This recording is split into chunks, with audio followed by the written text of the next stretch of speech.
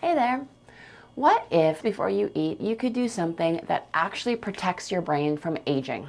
No special supplements, no diet revamp, just one simple change, and it actually works. Let's check it out.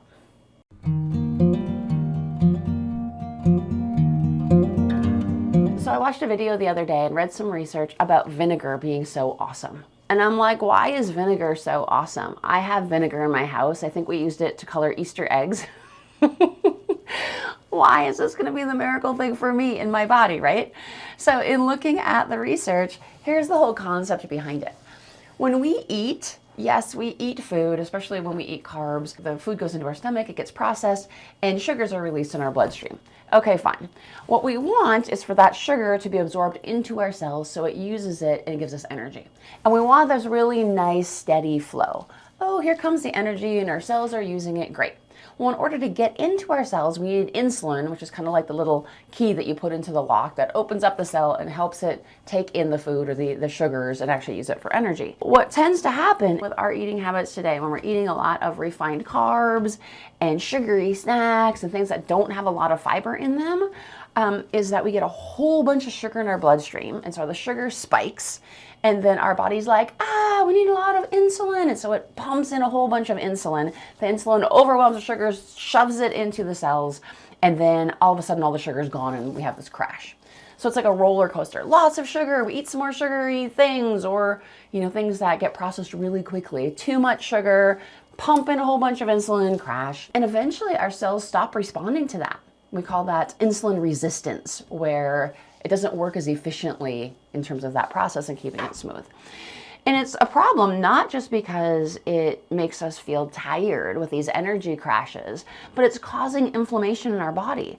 And what research tells us is that whole process, that terrible roller coaster kind of process, increases our risk of dementia. We don't want that. We don't want any of those things. So what can you do about it?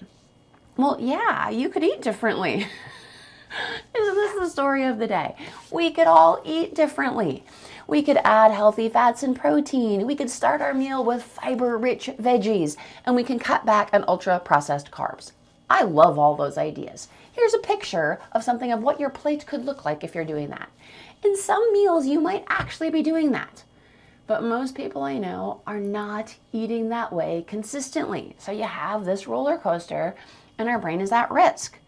So what we're talking about today is this hack of, if we're not eating perfectly, and I'm not saying don't change your diet, for goodness sake. I'm constantly talking about eating better and exercising and so on.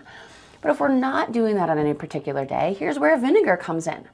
A tiny bit of vinegar diluted in water before a meal can flatten that spike.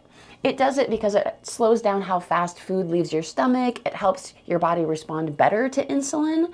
So there's not so much of this roller coaster and not so much strain on your brain. So if you want to try the hack, it's relatively easy. It can be cheap vinegar. It doesn't have to be fancy vinegar. It doesn't have to be really good tasting vinegar. We're going to dilute 1 tablespoon in a whole glass of water. Theoretically, you can't even taste it. I haven't tried it yet, but I'm going to. So whatever vinegar you have in the house, whatever vinegar you can get at the grocery store. And then you drink that 15 to 30 minutes before you eat. That might be the tricky part of timing it, of doing that and giving it a little bit of time to get into your system.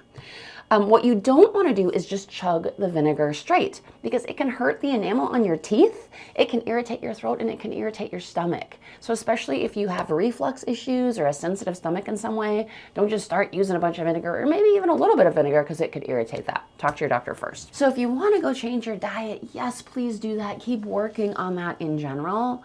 But you can also use this hack to, again, baby step toward the idea of having a healthier brain.